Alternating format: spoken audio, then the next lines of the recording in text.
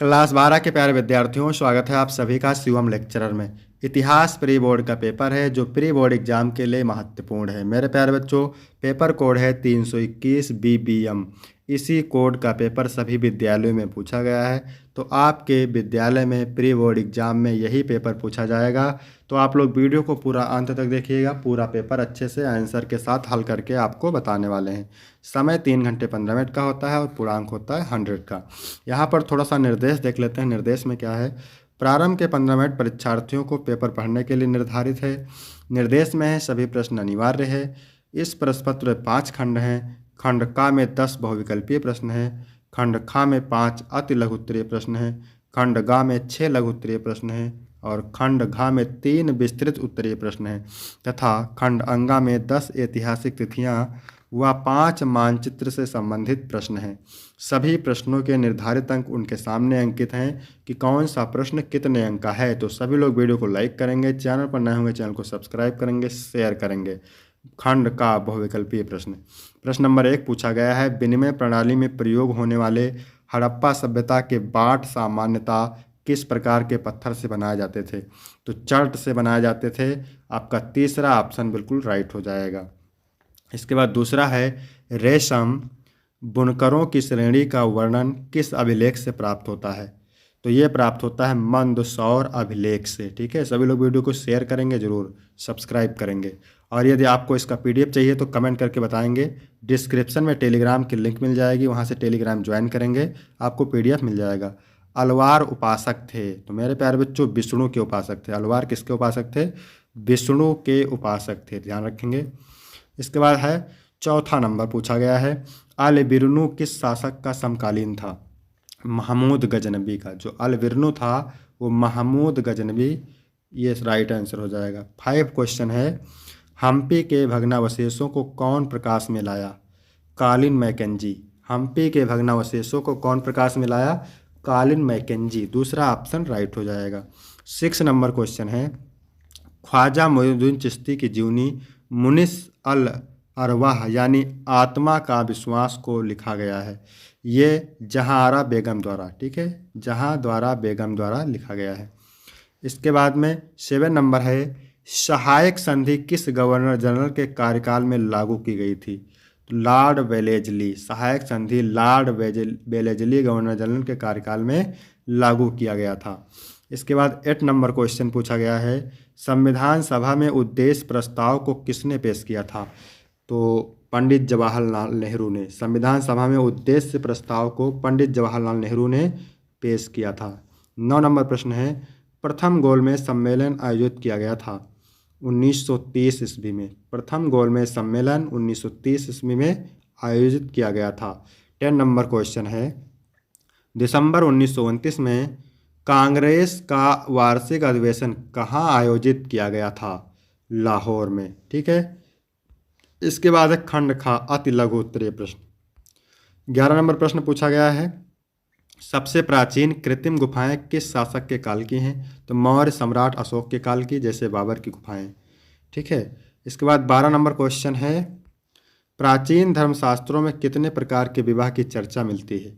किन्हीं 2 के नाम लिखिए। तो प्राचीन धर्मशास्त्रों में विवाह 8 प्रकार के थे, ठीक है, लेकिन 2 प्रकार के पूछा तो आप लिख देंगे ब्रह्म विवाह और गंधर्व विवाह। ब्रह्म विवाह और गंधर्व विवाह। 13 नंबर क्वेश्चन है, शेख सलीम चिश्ती की दरगाह कहाँ है? तो ये फतेहपुर सीकरी आगरा में है। कहाँ पे है? फतेहपुर सीकरी आगरा में। 14 नंबर पूछा गया है, क्या पूछा गया? सिंधु नदी के पूर्व के क्षेत्र के लिए लगभग 6वीं-5वीं शताब्दी ईसा पूर्व में किस फारसी शब्द का प्रयोग होता था? हिंदू का। 15 नंबर पूछा गया, संथाल विद्रोह के किसी एक नेता का नाम लिखिए। तो वो था सिद्धू मांझी या कान्हू मांझी। ठीक है। इसके बाद खंड गा है लघु उत्तरीय प्रश्न। ठीक है। तो 16 नंबर प्रश्न पूछा गया है, इब्न बतूता के बारे में आप क्या जानते हैं? तो इब्न बतूता मोरक्को के एक महान मुस्लिम यात्री, विद्वान और खोजकर्ता थे, जिन्होंने 14वीं शताब्दी में 30 से अधिक वर्षों तक दुनिया के बड़े हिस्से अफ्रीका, मध्य पूर्व, भारत, चीन तक की यात्रा की। उन्होंने अपनी यात्राओं का विस्तृत विवरण रिहला किताब उर रिहला नामक अपनी पुस्तक में लिखा। इसके बाद 17 नंबर पर पूछा गया है, मुगलकालीन फसलों पर एक संक्षिप्त टिप्पणी लिखिए। तो तैयार करेंगे आप इसको। 18 नंबर प्रश्न पूछा गया है, स्तूपों का निर्माण क्यों किया जाता था? तो स्तूपों का निर्माण मुख्य रूप से भगवान बुद्ध और अन्य महत्वपूर्ण बौद्ध व्यक्तियों के अवशेषों जैसे अस्थियां दांत को सुरक्षित रखने, उनकी स्मृति में स्मारक के रूप में, धार्मिक पूजा और ध्यान के लिए और बौद्ध धर्म के प्रचार प्रसार के लिए किया जाता था, जो भक्तों को बुद्ध की शिक्षाओं और जीवन की याद दिलाते थे। इसके बाद है 19 नंबर प्रश्न पूछा गया है, अगस्त 25 अगस्त 1857 की आजमगढ़ घोषणा में जमींदार के बारे में आप क्या कहा गया है? तो 25 अगस्त 1857 की आजमगढ़ घोषणा, जो संभवतः राजकुमार फिरोज शाह द्वारा जारी की गई थी, में जमींदारों के हितों की रक्षा पर विशेष बल दिया गया था। घोषणा के अनुसार राजस्व में कमी, ब्रिटिश सरकार द्वारा थोपे गए अत्यधिक राजस्व जमा की आलोचना की गई और वादा किया गया कि बादशाही हुकूमत में लगान कम और न्यायपूर्ण होगा। सम्मान की बहाली, अंग्रेजों द्वारा नीलाम की गई जमींदारियों को वापस कर और जमींदारों के सामाजिक सम्मान एवं अधिकारों को पुनः स्थापित करने का आश्वासन दिया गया। सैन्य सहायता पर छूट, जो जमींदार विद्रोह में धन या जन से सहायता करेंगे, उन्हें भविष्य में राजस्व भुगतान में स्थायी रियासत देने की बात कही गई। इसके बाद 20 नंबर प्रश्न पूछा गया है, बेगिलास फल चेरी एक दिन हमारे ही मुंह में आकर गिरेगा, यह कथन किस घटना की ओर संकेत करता है? यह कथन भारत के गवर्नर जनरल लॉर्ड डलहौजी के अवध की रियासत के बारे में कहा था, जो यह दर्शाता था कि अवध को कुशासन का बहाना बनाकर ब्रिटिश साम्राज्य में मिला लिया जाएगा। ठीक वैसे ही जैसे एक पक्की हुई चेरी गिलास फल पेड़ से गिर जाती है, और यह 1856 में अवध के विलय की घटना की ओर संकेत करता है। इसके बाद है खंड घा, विस्तृत उत्तरीय प्रश्न। तो 21 नंबर प्रश्न पूछा गया है, हड़प्पा सभ्यता के पतन के कारणों की चर्चा कीजिए। ठीक है। फिर पूछा गया, भारतीय इतिहास का निर्माण करने में अभिलेख किस प्रकार सहायता प्रदान करते हैं? अभिलेखीय साक्ष्यों की क्या सीमाएं हैं? फिर 22 नंबर है, आईने अकबरी का लेख लिखिए। ठीक है, क्या पूछा गया है? आईने अकबरी का लेख लिखिए। फिर पूछा गया है, बर्नियर के यात्रा वृत्तांत पर प्रकाश डालिए। 23 नंबर पूछा गया है, संविधान सभा ने भाषा के विवाद को हल करने के लिए क्या रास्ता निकाला? अथवा नमक सत्याग्रह की विस्तृत व्याख्या कीजिए। फिर 24 नंबर पूछा गया है, प्रथम स्वतंत्रता संग्राम 1857 के कारणों का वर्णन कीजिए। फिर अथवा भक्ति आंदोलन से आप क्या समझते हैं, इसकी विशेषताएं बताइए। फिर एक खंड गा अंगा, ऐतिहासिक तिथियां, 10 ऐतिहासिक तिथियां हैं एक एक नंबर की।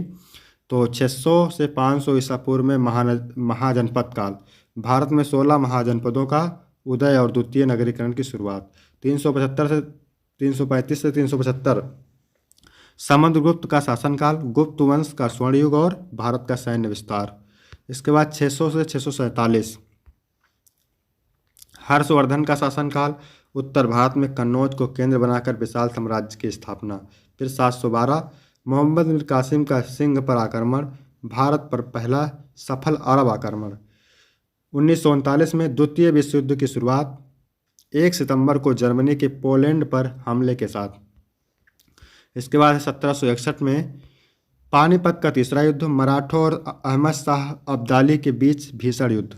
1949 में भारतीय संविधान को अपनाया गया, 26 जनवरी 26 नवंबर को संविधान सभा द्वारा इसे स्वीकार किया गया। अगला है 1838 त्रिपक्षीय संधि, अंग्रेजों शाह शुजा और रणजीत सिंह के बीच प्रथम आंग्ल अफगान युद्ध की पृष्ठभूमि। 1928 साइमन कमीशन का भारत आगमन और नेहरू रिपोर्ट का इसी वर्ष प्रस्तुत किया जाना। फिर है 1945 द्वितीय विश्व युद्ध की समाप्ति और संयुक्त राष्ट्र संघ की स्थापना। इसके बाद 26 नंबर है, दिए गए भारत के रेखा मानचित्र में निम्नलिखित स्थानों का अंकन चिन्ह द्वारा दर्शाइए तथा उनके नाम लिखिए। सही नाम तथा सही स्थान दर्शाने के लिए 1+1 अंक निर्धारित है। तो यहाँ पर पहला क्वेश्चन है, वह स्थान जहाँ हर्षवर्धन की परवर्ती राजधानी स्थित थी, कन्नौज। वह स्थान जहाँ ताजमहल स्थित है, आगरा। वह स्थान जहाँ हिंसा होने पर महात्मा गांधी ने असहयोग आंदोलन वापस ले लिया, चौरी चौरा, गोरखपुर, उत्तर प्रदेश। वह स्थान जहाँ 1929 ईस्वी में भारतीय राष्ट्रीय कांग्रेस का वार्षिक अधिवेशन हुआ, लाहौर। वह स्थान जहाँ बुद्ध को ज्ञान की प्राप्ति हुई थी, बोधगया, बिहार।